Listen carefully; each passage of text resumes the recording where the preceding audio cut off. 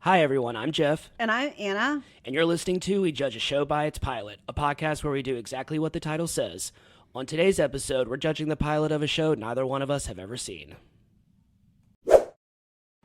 Hello, everyone. Welcome back to our pod. Hi, everyone. All right, Anna, what do we do today?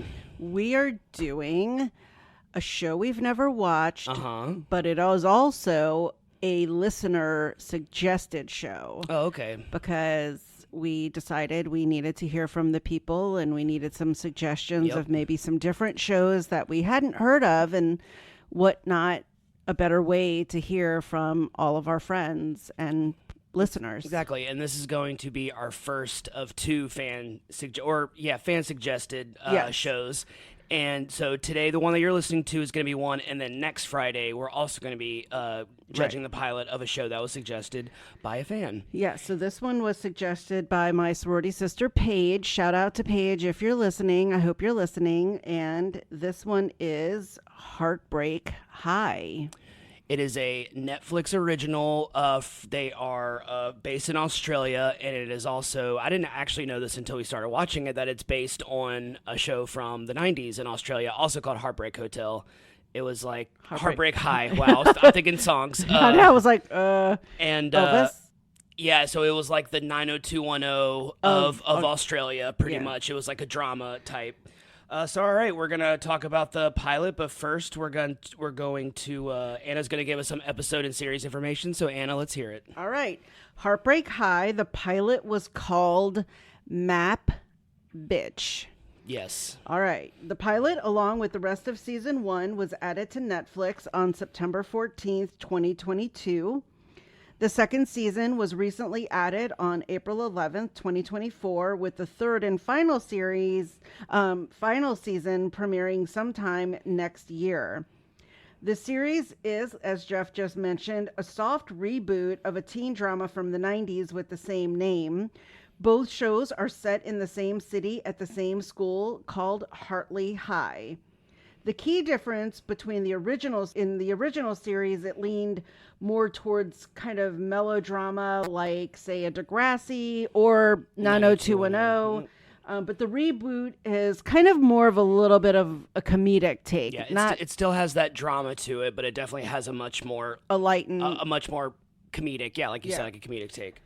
The series was created by Hannah Carroll Chapman. Chapman had been a longtime writer on the Australian soap opera Home and Away, but has had a very versatile career in the entertainment industry, such as working in visual effects, casting, and editing.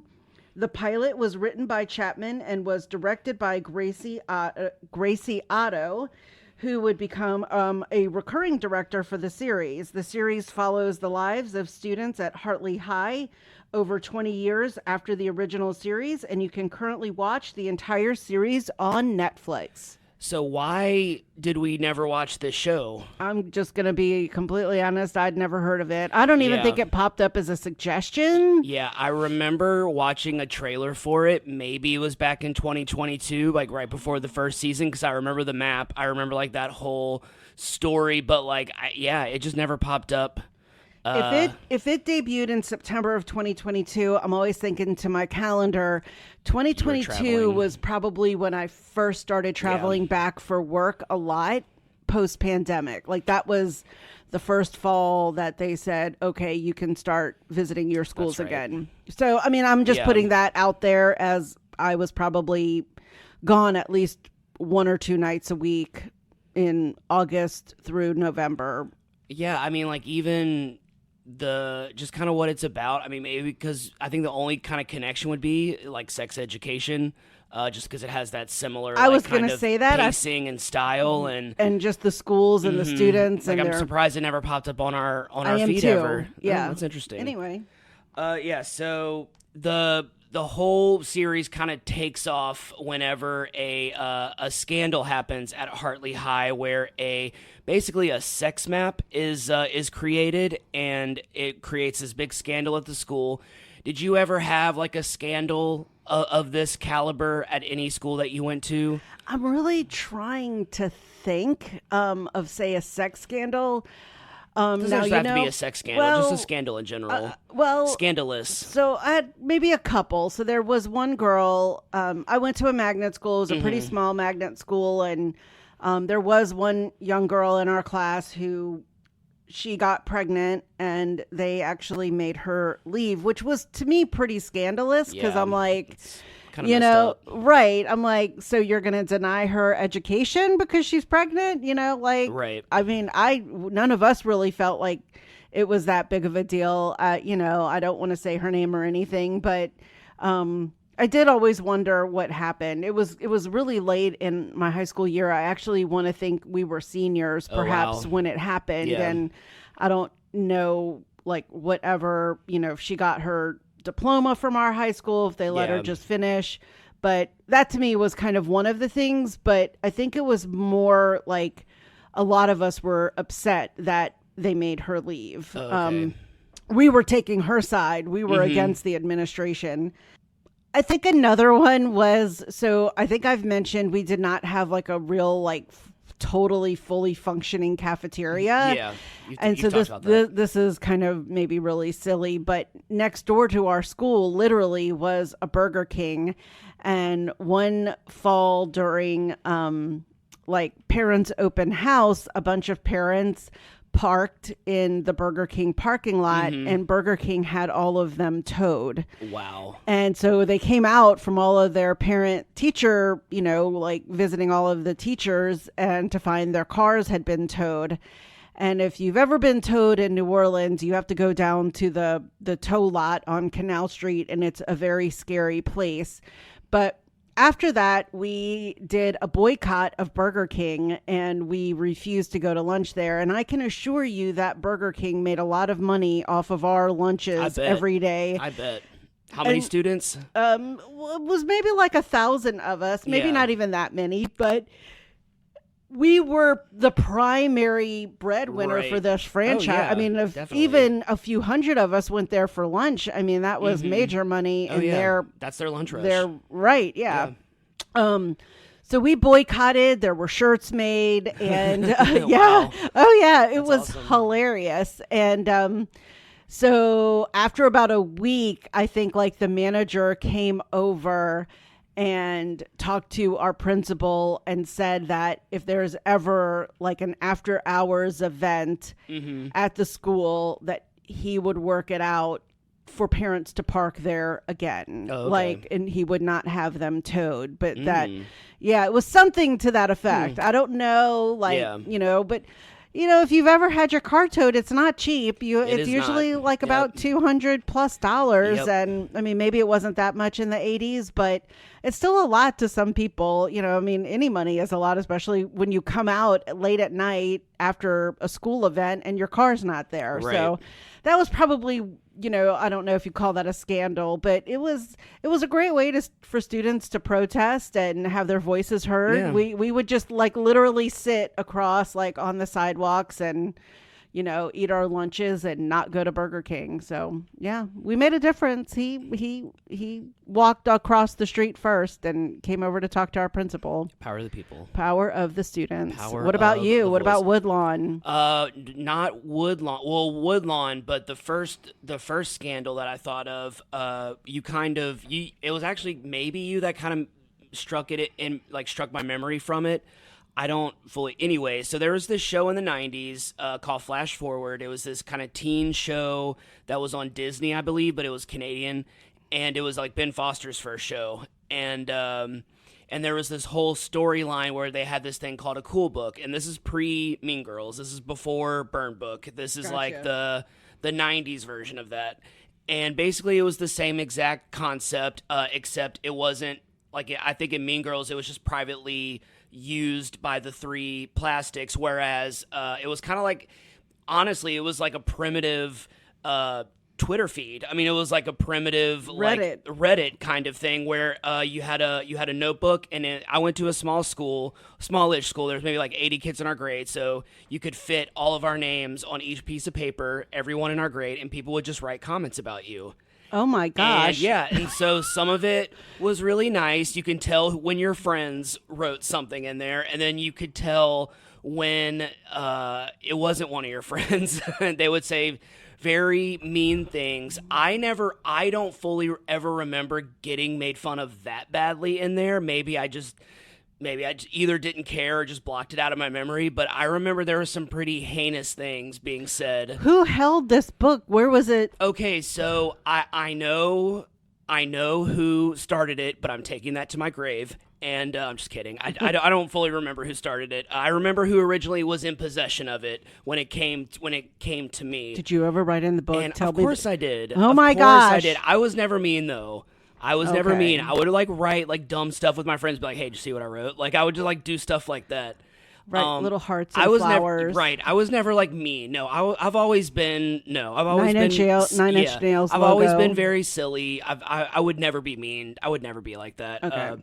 Anyway, so heinous things were being said, and I don't know if like a parent got a hold of it, if a teacher got a hold of it, or if a student got really mad about something that was said about them. But the cool book was exposed, and we did kind of have a kind of like in Mean Girls where they all had to go to the gym and have like sensitivity training and stuff. We kind of had to have something along. It was like in our classrooms. It wasn't like all of us together. The trust fall. Right. I'm sorry for telling everyone you had diarrhea at Barnes & Noble. Oh my God. I'm sorry for telling everyone again. Anyway, yeah, so that was that's about as scandalous as I remember something happening. But then when I was in high school, I mean, this is scandalous in a way. I was in ninth grade. I had just started at Woodlawn, and these two guys, one of which was in one of my classes, they had kind of started to like get into a fight, and it was starting to get like really physical. And then one of the teachers tried to break it up, and then the student got into a fight with the teacher. Oh my and the gosh. teacher and the student. There was a moment where the teacher had no alternative but to like defend themselves. Yeah, that was like my first like 2 months at public school. Yeah. Fun. So I don't know if that's like scandalous. I mean, it was literally in front of like, I mean, because we had a big open like outdoor like we had a really small cafeteria, so a majority of the students ate outside. We had this huge like wood lawn. We had a huge lawn with picnic tables and stuff. So I mean, if something was happening, a real event was happening in the middle of the lawn, I mean, 75% of the school was seeing it happen. So I mean, like that was like kind of the whole thing. And I just remember like I wasn't that far away from it either. I just remember like looking at, I'm like, oh my God, he's fighting the teacher. Oh my God, he's fighting the teacher. I was just like, and then it was one of those things where like for the next like 2 weeks, it was like, did you see what happened? I was like, yeah, I was right there. Like, you know, and since I was new at this school, it was like actually, I think I kind of used it as a way to like talk to people and to like, for them to get to know me, because they were like, you were standing right there. I'm like, yeah, I was standing right there. I saw the whole thing. Like, oh my gosh. Kind of sort of how I started. Jeff Colvin was there. Let's go talk to him. That's kind of sort of how I started making friends. Honestly, that's actually kind of weird, but that kind of unlocked my memory that way, because that was like my way to talk to people.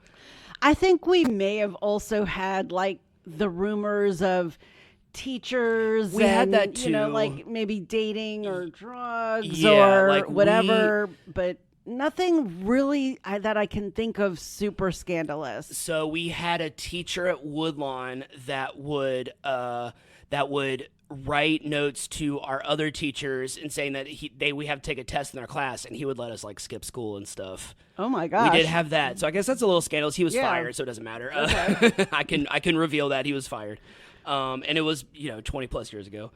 Yeah, so I think, it's like little bitty things. I always heard about, like, did you hear that teacher dated that student? And you're just like, okay. You're just kind of like, you don't fully believe it. You want to believe it maybe just for the sake of a scandal, but, like... Yeah, I don't think we ever had any teachers really that dated... Same. There was never any, like, confirmation. It was always just, like, a rumor. I'm just trying to think, like, majority of our teachers were all, like... super old. Yeah, Woodlawn faculty did not have a hot staff. I'm trying to think. No, we had some attractive teachers. No, but we did not. Yeah, we were not. Sorry, we did not have a hot faculty. Sorry to the Woodlawn faculty. Maybe y'all are hot now. I don't know, but so I mean, there's this kind of this sexual training class that they have to take, SLT. Sluts. They have to kind of take. It's kind of like this. Detention advanced sex ed type class. Yes. Did you Did you take sex ed? Was sex ed like a class, or was it like a part of? It was a part like health or science. It was part or of whatever. PE freshman year of high school. Same. Again, we did not have a cafeteria. We didn't have a gym or a theater at my high school. So everything took place in like this sort of faux cafeteria room. I mean, it was a cafeteria, but it can in no way fit all of us. I mean, it could maybe fit like 100 people in it, tops. And so we had, the girl, like, you're going to start your period. Yeah. I mean, and by high school, I'm going to think the majority of us had already had a period. But then we also got the having a baby video and got to watch like a birth happen. All 12 months of pregnancy. Yes, all 12 months of pregnancy that you learned in your sex ed class. I went to public school, remember? Yeah, I did too. My high school was public. It was just magnet. But we did not have like, say, a Grease 2, sing along about reproduction or anything. But one of the fun things that happened one year, that would have been funny. But one of the fun things, like one of the student organizations, I think one year it was like for Valentine's Day. So it was maybe in the month of February.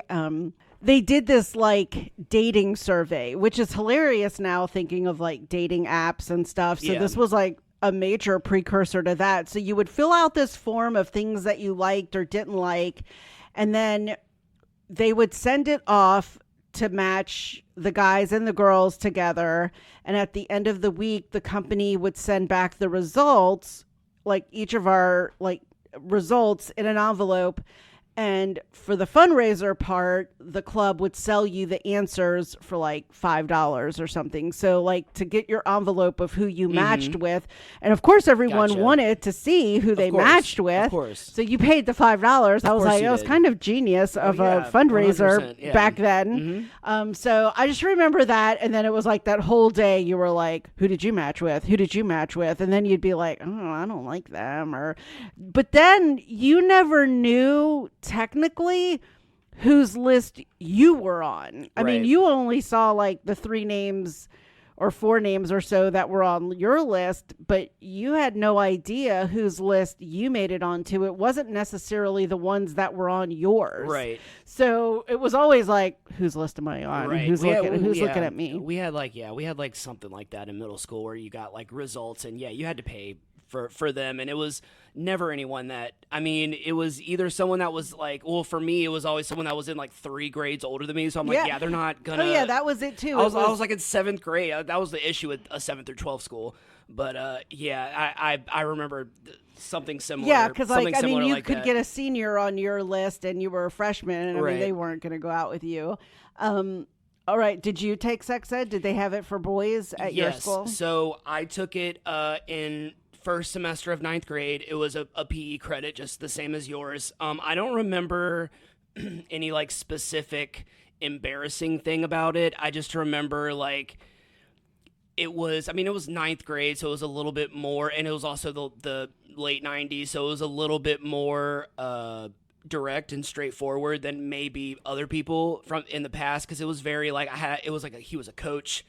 You could tell like this was the class that he like had to do. All the PE teachers had to do like a semester of health class. Oh gosh. And he was very much like a slightly smarter version of Coach Carr from Mean Girls. He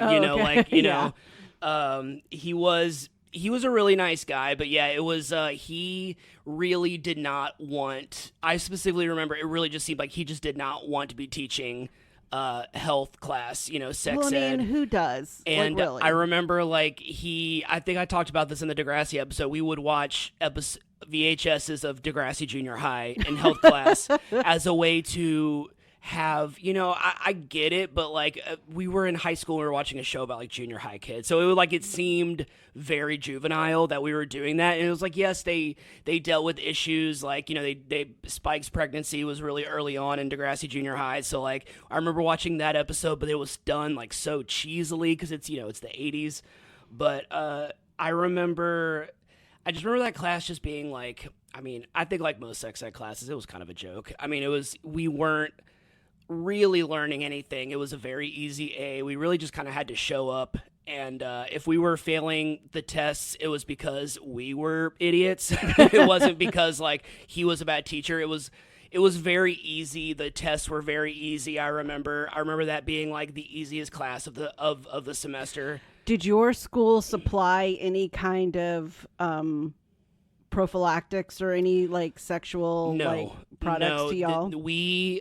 It was kind of one of those. I went to kind of one of those public schools where it was like, we're not preaching anything to you. Like, we're not going to preach abstinence or safe sex. You're on your own, kid. I mean, like, that was kind of the attitude that my school had, because we were just such a huge school. I mean, we didn't have anything like that either. We had so many kids. We had like 400 kids in my class, so it was just like they didn't have enough condoms.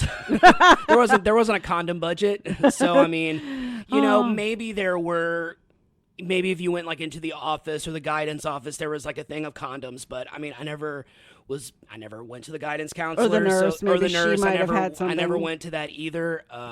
So yeah, we did not have like the fishbowl of condoms in health class. It wasn't like in Mean Girls for like take some rubbers. Yeah, exactly. Wasn't like that. Okay, I was just wondering because I don't even know if we had a nurse's office. I think we had a nurse, that's kind of what I'm saying. I'm trying to think. Did we even have a school nurse? It's really funny when you watch these high school shows and these high school movies. You're like, I didn't have that. We didn't have morning announcements. Like we didn't have like that. I don't know. Maybe we did. I just don't remember. But like, yeah, I don't remember a nurse's office. I don't remember like a guidance counselor's office. I know we had them, but I mean, like, I never went to it. So maybe that was just it. We're going to get maybe a little serious right now. A little dramatic. Yes, of course. Got to have a little melodrama. We've been kind of keeping it fun, but there is kind of this whole story about a girl being ostracized and maybe bullied just a little bit. And that kind of got us thinking about stories from our past. Were you ever bullied or ostracized? Of course, you don't have to talk about anything you don't want to. Well, I have talked about it. I've talked about it on the Facebook before, but you look back and you're like, people are just stupid. Yep. I mean, and this whole story at the time, it seemed so big. And now it seems so small. And the fact that I can actually talk about it, in sort of a semi, like, I hate saying positive way, but in just a very, like, I'm over it way. Right. You're not hung up on it anymore. So it was around 8th grade. Okay. And remember, I love rainbows. Yes. So that's a big part of this. So, like, one day I just came back to school and it was like I don't know. I just kind of noticed the girls in my class. So I was in gifted and we stayed together for all of our classes. Mm-hmm. We had like one elective that we might have been apart for, but otherwise we were together for all of the other classes. Mm-hmm.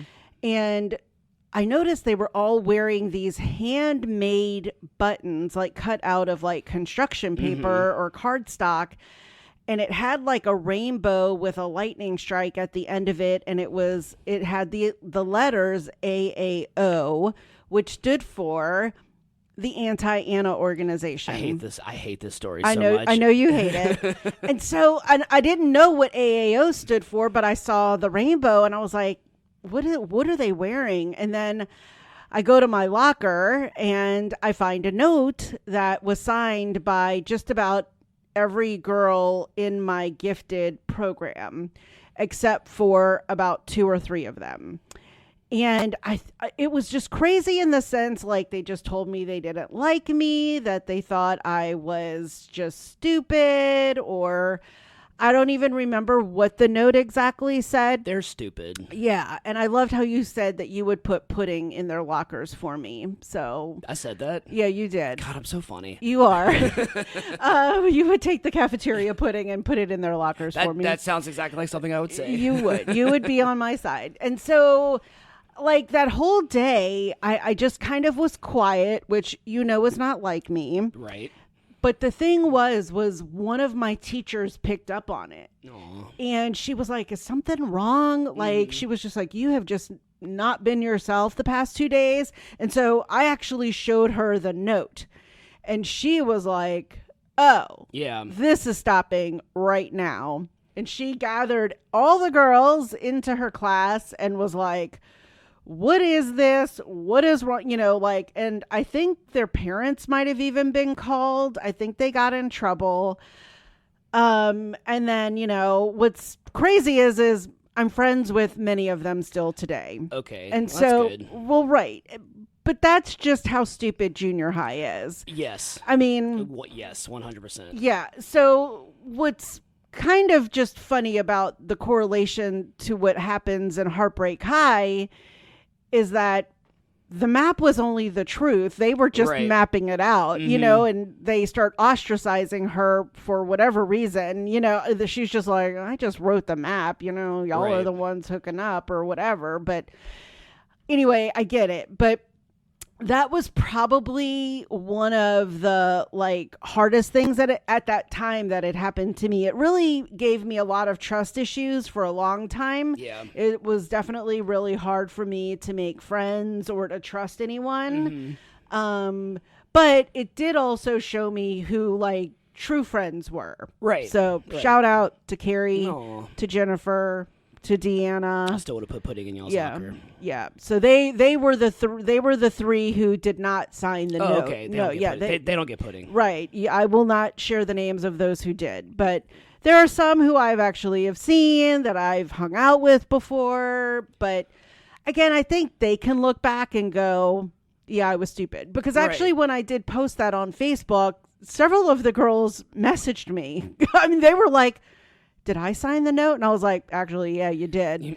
And so one of them really wrote me and I said, you were the one, there was one who, we were really close and she had signed it and had even underlined her name, for emphasis, and I just was like, gosh, I know I did nothing. I'm like, that sucks. Did this happen on a telephone chain one night? So and they just decided that they didn't like you. Were you absent from school for a minute or something? I never missed school. I know, but I just mean I'm just thinking of all of the dumb tropes of what makes you an outcast without you ever knowing it. No, there was nothing. Literally, it was over a weekend, came back.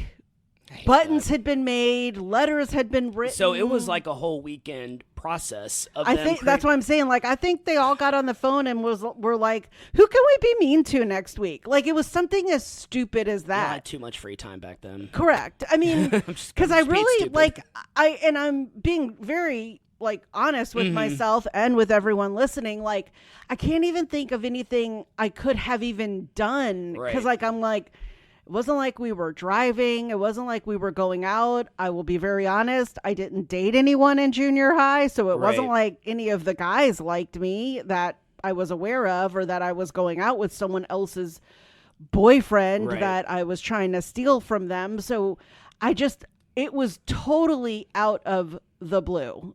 Literally. That sucks. I think a couple of girls just were like, who can we be mean to this week? Yep. I mean, that was, and I think what was just surprising, and I don't know officially if parents were called or, detentions, but I think if I had found out if my kid had done something like that, I would have been mortified. Oh my God, I can't even imagine. Yeah. I don't know what I would have done to my kid at that time, so. But yeah, I think that was probably one of really the only times I can remember ever being bullied and ostracized. Okay. But it also instilled in me that sense of I am never afraid to go and be the person to sit by the person that's by themselves. Right. So, yeah, I'm always the person who's come over here, be part of the group. You can hang out. You don't need to be alone. So, What about you? Well, unfortunately, I have many memories of being bullied growing up. I went to a school, so I've talked about it a few times. I've named it, but I won't name it now just for purposes. I went to a private school from 4th to 8th grade, and there were majority of the kids, there were plenty of kids that came from middle class homes and stuff, but for the most part, it was mostly upper class kids, very privileged. And I just the moment I came to this school, I was in 4th grade, I just immediately felt different than everybody. And, I think back then I had like a little bit of like, I grew up in the country. I think I had a little bit of a country accent back then. I was just different, I guess. And I didn't know why I didn't feel different from them. But I remember there was this kid, I'm not going to name his name. He kind of became friends with me in 4th grade, and he was, we hung out, we rollerbladed. That's when rollerblading was really big. We rollerbladed all the time. We hung out and stuff. And then I kind of came to school. It was a similar situation where I came to school one day on a Monday, and I kind of went and sat down in my chair, and then all of the boys started I can't believe I'm telling the story. They started calling me welfare kid, and they started calling me like trailer trash and stuff like that.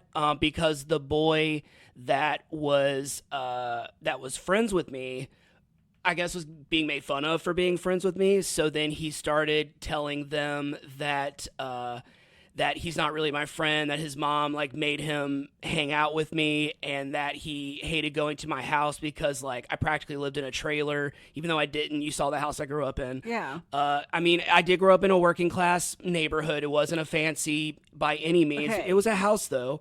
I'm just saying, like it was very much like he kind of came up to me in front of everybody and was like, I was only friends with you because like my mom told me I had to be friends with you. Like he kind of said that like in front of everybody. So I really kind of developed this thing that I don't think people are really friends with me. It kind of never left, as you know. Yeah. And ever since then, I just feel like, I can't believe I'm talking about this. It's hard. It's for the pod. Well, I've never really talked about it before. I've never fully talked about it with you before, and I'm kind of saying it right now. I mean, I guess we're in therapy. Yeah, pod therapy. Pod therapy. But it left me thinking that no one was ever going to be my friend, that everyone was just pretending, and anytime someone kind of showed me a little bit of a flaw, I was like, oh, you're not really my friend. That's kind of how I became. And unfortunately, it was a habit that was hard to break. I think you still struggle a little with it. That's what I'm talking about. It was a habit that was hard to break.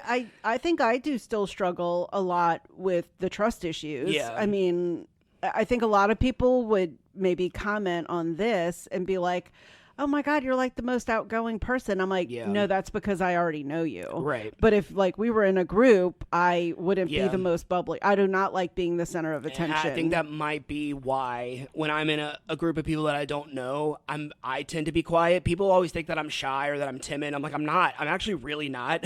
Yeah. But I'm always just like, I'm just always feeling people out. And I think that partly is, because I don't want to put myself out there if they're just going to reject it. Or judge you. Or judge me for it. Continuing at this school, I repeated 7th grade, and I was in this new grade with these new kids that I only knew a few of them. Tyler, my stepbrother, was in the grade, and a few of his friends that I knew. And first of all, I'm just going to say that for anyone out there who is younger and has dealing with like the popular kids and stuff, the popular kids in this grade, they were a disappointment. I'm just going to go ahead and say, I don't know if they all like the summer before 7th grade starting in the high school, they were like, we're going to be the popular kids. And like, we're just going to be the popular kids. And they show up to school. They were the popular kids, and the kids that picked on me in that grade were so lame. Like the new ones? Yeah. Oh, wow. The ones that picked on me in that grade were so lame. And it was like, so at first they were like, oh, you repeated 7th grade, you're older, you're cool. So it was like, oh, okay. So then they started like talking to me, and they were all like trying to be my friend, I guess. And then we were at a high school football game, and I was talking to these 2 other kids that were in one of my classes that actually were cool, and I actually had stuff in common with them, and they watched horror movies and stuff. And then the popular kids went over to me, and they were like, why are you talking to them? And I'm like, because they're cool and they're in my class. Like, oh, they're losers. I'm like, no, they're not. Y'all are losers. And then I kind of walked away, and then they started picking on me, but it was like, they were so lame. Like even back then when I was being picked on, I think that was also when I kind of stopped caring so much about what people thought of me, because once I kind of was outside looking in, I just can't stress enough how lame these kids were, because it was just like they would pick on me about stuff and I'd be like, okay. And then they would just be like, they would say something like, why don't you just go be in one of your little plays? I'm like, okay, I will. And they're just like, okay. I'm like, good one. I'm just right. Like they thought their insult was so bad, and you're like, yeah, okay. I remember. So this is really stupid, but I'll just go ahead and say it just to talk about. I really just anyone who's being picked on. I just want to let you know the people that are picking on you are lame and they're stupid. Yes, they're dumb. And you're cool and don't care what they have to say. So yeah, I think those are kind of the two ones that I remember the most. By the time I got to high school, like I said, like our high school was so big. I'm sure kids got picked on. But I just wasn't one of them. And even if I was, I don't remember. It was so fleeting. I didn't care enough for it to be logged in my memory. But yeah, I don't really think I was after middle school. It kind of just went away. I don't really remember a lot of anyone being per se bullied in high school for sure. I mean, I think there may have been a couple of students who sort of self-isolated, like would eat lunch by themselves, but I think that was them, not because people were being mean to them. Like we've talked about reunions in the Degrassi episode, my class always has a really good turnout and we all knew one another. And, I still talk to many of my high school classmates who several of them I had gone to school with since kindergarten. So, I can't think of any other major scandals in our school that really stand out. All right, so you want to talk about the episode? Yeah, let's do it. All right, so I don't have a detailed plot summary, mostly because this show is so new. I really kind of just want everybody to go on Netflix and watch it. It's so good. So there is going to obviously be spoilers, because I am going to tell you like the basis of what happens, but I'm not going to tell you in detail because first of all, there's so much TVMA in this episode and in this show. I don't want to have all that on the podcast for many reasons, but for the most part, I don't really want to go into detail about the lazy kebab or whatever it was called. God, no. We don't need to get into all that. Flaps. Yeah. My boo. Flaps. Flaps. All right. So, map, bitch, I can say that. It's written on the piece of paper. Plot summary. All right. So is it, okay. So before I even start, is it Amory or Amory? I can't remember. I think it's Amory. Okay. Amory becomes a social pariah at Hartley High after the incest map, a detailed diagram of which students have been sexually involved, is discovered, and she is revealed as the culprit. Harper, Amory's longtime best friend and co-creator of the map, starts ignoring her and punches her when she tries to talk to her, but doesn't explain why. The last time Amory and Harper were together was at a music festival the week before, which is shown repeatedly throughout the season in flashbacks. I know that part was like, what happened? I was just like, they will not show us, obviously, in the first episode, because what fun is that? The students who appear on the map are placed in a mandatory sex education headed by Stacy Woodsy Woods and English teacher Josephine Jojo Oba as a result.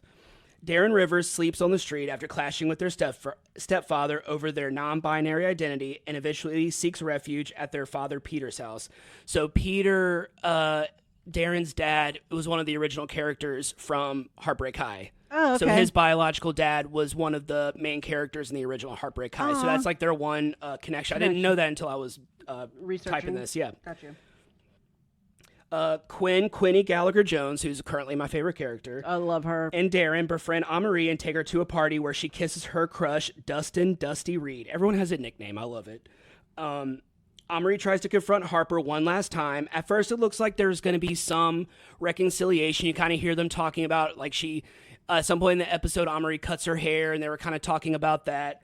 And you kind of think that there's going to be some reconciliation, but that quickly deteriorates as soon as Amory mentions that she went by Harper's dad's house to see where she was, which it's another, like, why is that You're happening? Left hanging. So Amory leaves the party with Quinny and Darren. Right after that, the cops come and break it up, and then you see Harper and Dusty, Amory's crush, kind of escape the party together.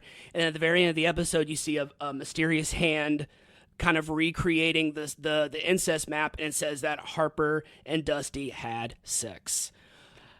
So that's the basis of the episode. I think the main reason why I didn't want to go too deeply in it, because once again, just go on Netflix and watch it because this show's so good. So good. It was so funny. I was a little, at first I was a little bit like, what in the sex education is this? Like, what, is this just another one of those types? And it's really not at all.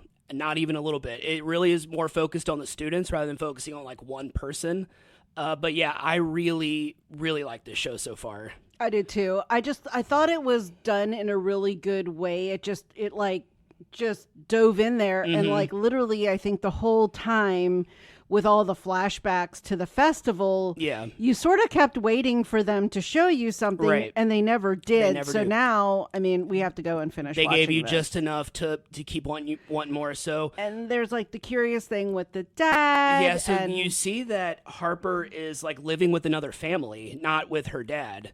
Right. So you don't know. I think it's her mom. Is that her mom? That's why I was just like. That's why I was wondering if like there was like if she was like staying with someone. Well, I think her mom has like a new family. Okay, I that think. Makes sense. I mean, I'm only assuming that they haven't sense. really said she's very religious or something. Yeah, they didn't.